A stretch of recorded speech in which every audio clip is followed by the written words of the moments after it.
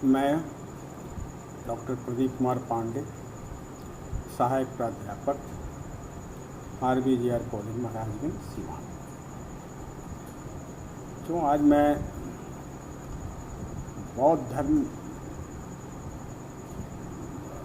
में प्रतिपादित 4 आर्य सत्य जो हैं उनके बारे में एक संक्षिप्त चर्चा आप सबके साथ करूँगा। बौद्ध दर्शन अति प्राचीन दर्शन है, विश्वविख्यात है। हालांकि इसके दार्शनिक पक्ष का विस्तार बहुत बाद में हुआ, लेकिन इसका आध्यात्मिक और व्यवहारिक पक्ष जो है वो अति प्राचीन है। बौद्ध धर्म के प्रवर्तक गौतम बुद्ध थे। नाम से ही स्पष्ट है, राज्यवंश में पैदा हुए थे, परंतु बाल्यकाल से ही सांसारिक दुखों के प्रति इनका विचार और सोचने का तरीका जो था वो बिल्कुल पृथक था। सांसारिक दुख से हर मनुष्य, हर जीव जंतु आक्रांत है और इन दुखों से मनुष्य या जीव जंतुओं को सबको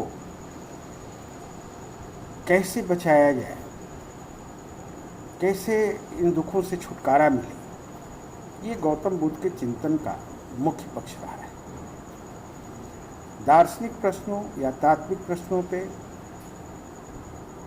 गौतम बुद्ध सदैव मौन रहा करते थे, कुछ नहीं बोलते थे, न हाँ न ना, क्योंकि दार्शनिक पक्ष इनके चिंतन में गौण था।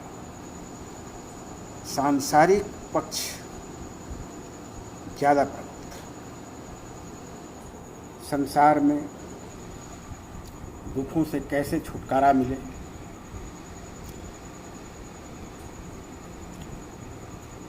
मनुष्य कैसे सुखी हो, जीव जंतु कैसे सुखी हो, इसके प्रति महर्षि गौतम बुद्ध का ज़्यादा जोर था।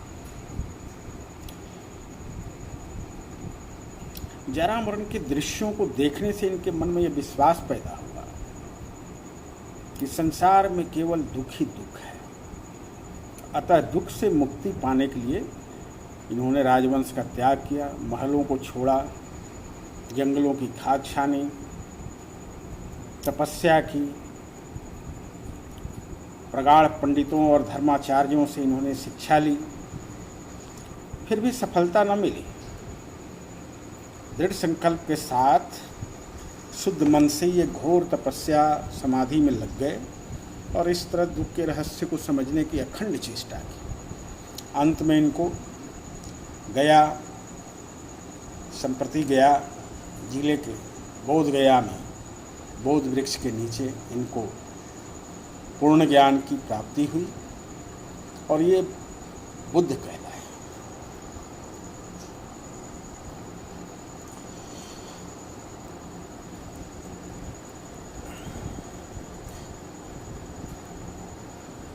उस समय वैदिक और अन्य दार्शनिक संप्रदायों का ज़्यादा प्रचार था, लेकिन धीरे धीरे और आने वाले समय में बौद्ध धर्म का प्रचार देश और देश की सीमा से बाहर विदेशों में भी काफ़ी प्रचार हुआ। प्राचीन काल में अन्य धर्मोपदेशकों की तरह महात्मा बुद्ध ने भी अपने धर्म का प्रचार मौखिक रूप में ही किया। उनके शिष्यों ने भी बहुत काल तक मौखिक, जैसे उस समय लेखन कला उतनी समृद्ध नहीं थी, अतः ये बौद्ध धर्म के उपदेशों का उनके शिष्यों ने भी मौखिक उपदेश ही किया। बुद्ध के निजी उपदेशों को का जो कुछ भी हमें ज्ञान मिलता है वो त्रिपिटकों से ही प्राप्त होता है। कहा जाता है कि महात्मा बुद्ध के वचनों और उपदेशों का संकलन उनके निकटतम शिष्यों के द्वारा त्रिपिटकों में ही हुआ है। त्रिपिटकों के अंतर्गत 3 विनय पिटक, सुत्त पिटक तथा अभिधम्म पिटक है। विनय पिटक में सदाचार के नियमों का, सुत्त पिटक में दृष्टांतों के साथ उपदेशों का तथा अभिधम्म पिटक दार्शनिक विषयों का विवेचन हुआ है। इन पिटकों में केवल प्राचीन बौद्ध धर्म का वर्णन मिलता है। इनकी भाषा पाली है। कालांतर में महात्मा बुद्ध की काफ़ी शिष्यों की संख्या बढ़ गई और ये कई संप्रदायों में विभक्त हो गए। हीनयान, महायान, विज्ञानवाद, शून्यवाद, जिसमें काफ़ी गूढ़ तरीके से दार्शनिक विवेचना और तात्विक ज्ञान मीमांसीय विचारों को किया गया। लेकिन बौद्ध धर्म की सबसे बड़ी विशेषता उनके 4 आर्य सत्यों में है, जो गौतम बुद्ध का हीनयान महायान में भी इनका काफ़ी महत्व रहा है और आज भी है, क्योंकि ये सांसारिक दुख, कष्ट और समस्याओं से ओतप्रोत है और इसके समाधान की दिशा में एक गंभीर प्रयास है और व्यवहारिक तरीके से हम दुख से कैसे छुटकारा पा सकते हैं, इसका विचार किया गया है। बुद्ध के 4 आर्य सत्य बताएं माने जाते हैं। पहला आर्य सत्य जो इनका है वो ये है, दुख है। बौद्ध दर्शन में सबसे पहले ये स्वीकार किया गया कि दुख है, संसार में दुख व्याप्त है और ये पहला आर्य सत्य माना गया।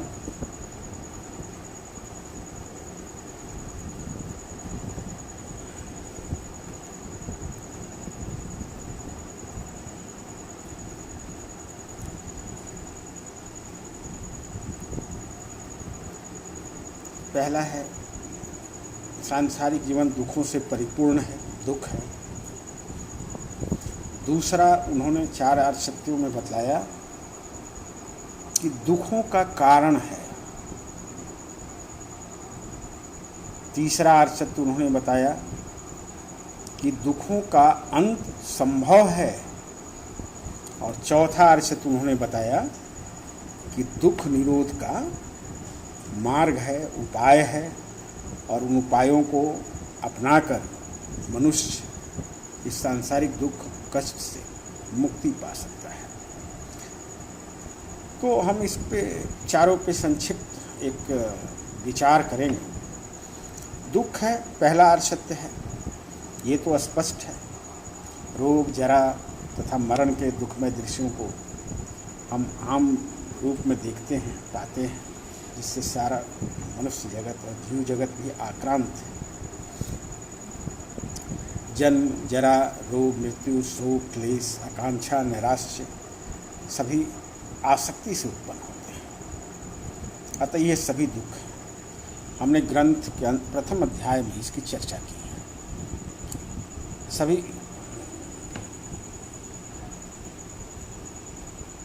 ये प्रायः भारतीय दार्शनिक दर्शन के सभी संप्रदायों में स्वीकार किया जाता है और इसीलिए कभी कभी खासकर विदेशी दार्शनिकों के द्वारा ये एक आरोप लगाया गया कि भारतीय दर्शन में नैराश्यता की ओर ज़्यादा झुकाव है। लेकिन असल में ऐसा नहीं है। ये वस्तु स्थिति को स्वीकार करने जैसा है। दुख है, ये सत्य है। सारे मनुष्य इससे आक्रांत हैं। भी सत्य है। सांसारिक सुख भी जो है वो भी वास्तविक सुख नहीं है, क्योंकि वे क्षणिक होते हैं। उनके नष्ट हो जाने पर तुम्हें दुख होता है। ऐसे सुखों के साथ बराबर यह चिंता लगी रहती है कहीं वे नष्ट ना हो। इस तरह के अनेक दुखद परिणाम हैं जिनके कारण सांसारिक सुख वास्तविक सुख नहीं समझे जा सकते, वरन वे तो आशंका और चिंता के मूल हैं। अतः संसार को दुखमय माना गया। द्वितीय आर्य सत्य जो गौतम बुद्ध ने बताया, वे किस कारण से ये दुख संसार में हैं, इसके प्रति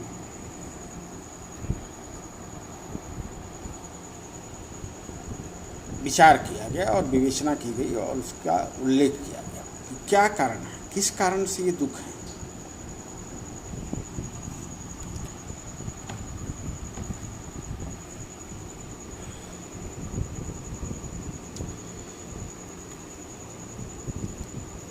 महात्मा बुद्ध ने प्रतीत्य समुत्पाद के अनुसार दुख के कारणों को जानने का प्रयास किया। प्रतीत्य समुत्पाद कार्य कारण का सिद्धांत है,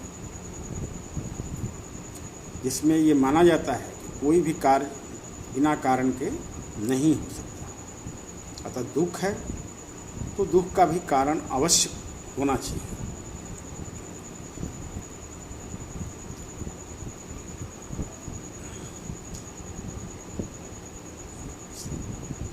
जीवन में अनेक दुख हैं, जैसे जरा मरण नराश शोक इत्यादि। जीवन के दुखों का सांकेतिक नाम जरा मरण है। प्रश्न यह उठता है कि जरा मरण का कारण क्या है। शरीर धारण करना ही जरा मरण का कारण है। शरीर धारण ना हो तो जरा मरण नहीं हो सकता। अर्थात जन्म ग्रहण या जाति ही जरा मरण का कारण है। प्रतीत्य समुत्पाद के अनुसार पुनः यह सोचा जा सकता है जन्म का भी कारण होगा।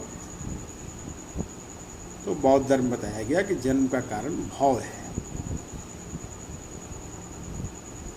तो इस तरह से द्वादश निदान बताया गया, जिसमें एक का कारण दूसरा, दूसरा का कारण तीसरा, तीसरा का कारण चौथा, और इस तरह से कारणों की चर्चा की गई जिसके कारण दुख उत्पन्न होते हैं।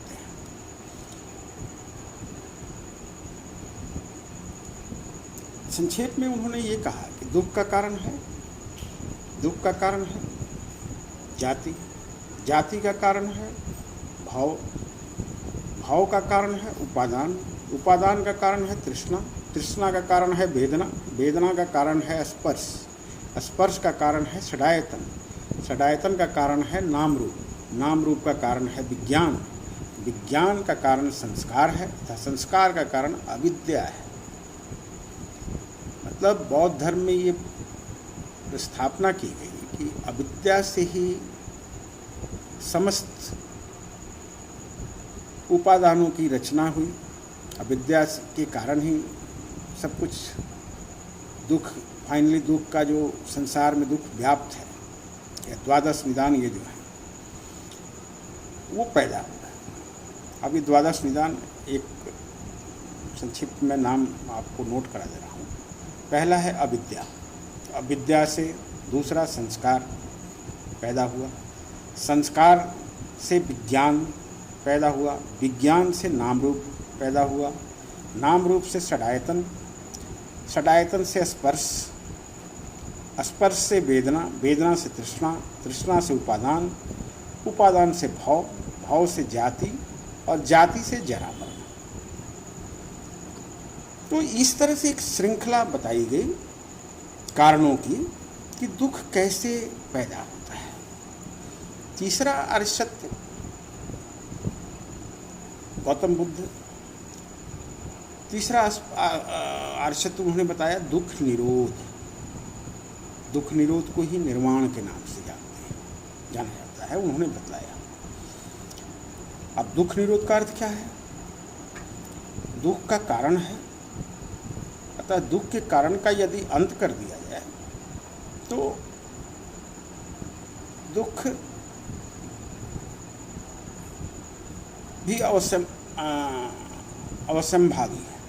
दुख नाश दुख निरोध की अवस्था है। दुख निरोध के बारे में भी उन्होंने इसकी चर्चा की है, जिसको निर्वाण उन्होंने कहा। उन्होंने कहा कि जीवन निर्वाण जो है वो जीवन काल में ही प्राप्त हो सकती है। राग द्वेषों पर विजय पाकर आर्य सत्यों का निरंतर ध्यान करते हुए यदि कोई मनुष्य समाधि के द्वारा प्रज्ञा प्राप्त कर लेता है तो फिर उसे संसारिक विषयों के तरफ से विरक्ति हो जाती है और वो आसक्ति नहीं रहती, जो दुख का कारण है।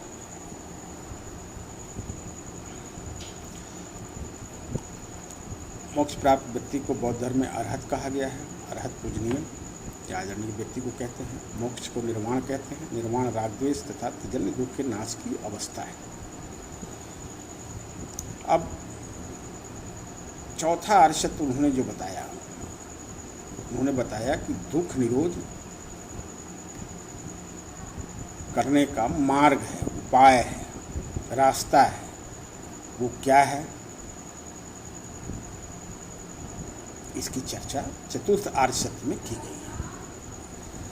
चतुर्थ आर्य सत्य यह है कि निर्वाण प्राप्ति के लिए एक मार्ग है। इसका अनुसरण करके बुद्ध ने निर्वाण या दुखातीत अवस्था को प्राप्त किया था और जिसका अनुसरण और लोग भी कर सकते हैं। जिन कारणों के द्वारा दुख की उत्पत्ति होती है उनको नाश करने का उपाय ही निर्वाण का मार्ग है।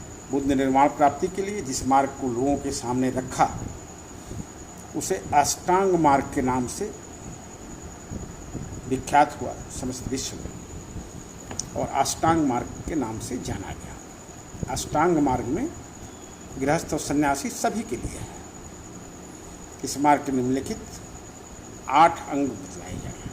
पहला, सम्यक दृष्टि। अविद्या के कारण आत्मा तथा संसार के संबंध में मिथ्या दृष्टि की उत्पत्ति होती है। हम ऊपर बता चुके हैं कि दुखों का आदि कारण जो है अविद्या ही है, मूल कारण है। अतः नैतिक सुधार के लिए सबसे पहले हमें सम्यक दृष्टि प्राप्त करना चाहिए। सम्यक दृष्टि अर्थात 4 आर्य सत्यों के ज्ञान से जीवन का सुधार हो सकता है। दूसरा है सम्यक संकल्प। आर्य सत्यों के ज्ञान मात्र से कोई लाभ नहीं हो सकता जब तक उनके अनुसार जीवन बिताने का संकल्प या दृढ़ इच्छा शक्ति हमारे अंदर न हो। जो निर्वाण चाहते हैं वे सांसारिक विषयों की आसक्ति, दूसरों के प्रति विद्वेष और हिंसा, इन तीनों का परित्याग करने का संकल्प करना चाहिए। ये सम्यक संकल्प हुआ। तीसरा है सम्यक वाक। सम्यक वाक का मतलब हमारी वचन का नियंत्रण होना चाहिए। मिथ्यावादिता, निंदा, प्रिय वचन तथा वाचलता से बचना चाहिए। चौथा सम्यक कर्मांत। हमारा कर्म भी वचन से ही नहीं बल्कि कर्म से भी हमें शुद्धता प्राप्त करनी होगी। अहिंसा, स्थिति तथा इंद्रिय संयम ही सम्यक कर्मांत है। सम्यक आजीव। बुरे वचन तथा बुरे कर्म के परित्याग के साथ साथ मनुष्य को उचित उपाय से जीविकोपार्जन करना चाहिए। जीविका निर्वाह के लिए उचित मार्ग का अनुसरण करना चाहिए। छठा है सम्यक व्यायाम। सम्यक दृष्टि, सम्यक संकल्प, सम्यक वचन, सम्यक कर्म, सम्यक जीविका के अनुसार चलने पर भी यह संभव है कि हम अपने पुराने दृढ़ मूलभूत संस्कारों के कारण उचित मार्ग से स्खलित हो जाते हैं और हमारे मन में नए नए बुरे बुरे भावों की उत्पत्ति हो जाती है। अतः इसका बात का निरंतर प्रयास करना चाहिए, आवश्यक है। प्रयत्न करना आवश्यक है कि हमारे अंदर बुरे विचार और बुरे कर्मों की उत्पत्ति न हो। आवश्यक है कि पुराने बुरे भावों का पूरी तरह नाश हो जाए और नए बुरे भाव भी मन में न हो। मन को बराबर अच्छे अच्छे विचारों से पूर्ण रखना चाहिए, आवश्यक चाहिए। इन विचारों को मन में धारण करने के लिए सतत चेष्टा करते रहना भी आवश्यक है। सम्यक व्यायाम से इस बात का बोध होता है कि धर्म मार्ग में बहुत आगे बढ़े हुए व्यक्ति भी अपने प्रयत्न को ढीला नहीं कर सकते। सातवां सम्यक स्मृति। इस मार्ग में चलने के लिए बराबर सतर्क रहने की आवश्यकता है। जिन विषयों का ज्ञान प्राप्त हो चुका है उन्हें बराबर स्मरण करते रहना चाहिए।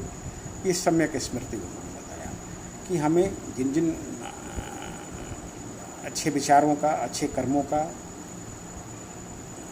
ज्ञान प्राप्त हो चुका है उसे बराबर जीवन में स्मरण और उसको व्यवहारिकता के धरातल पर उतारना होगा बार बार। अंत जो इसका है वो सम्यक समाधि है। 7 नियमों के अलावे 7 नियमों के सहारे चलकर जो मनुष्य अपनी बुरी चित्तवृत्तियों को दूर कर लेता है वह सम्यक समाधि की 4 स्थितियों में प्रवेश होने के योग्य हो जाता है और उनको क्रमशः पार करके तब निर्वाण की अवस्था प्राप्त करता है।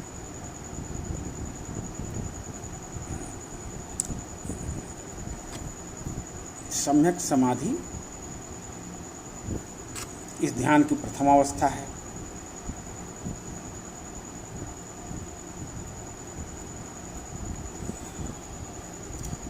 इसमें चौथी अवस्था में व्यक्ति जो होता है वो अरहत्व या निर्वाण की प्राप्ति हो जाता है या पूर्ण प्रज्ञा था पूर्णशील की अवस्था है। इसमें किसी तरह के आनंद का भी कोई जगह नहीं होता।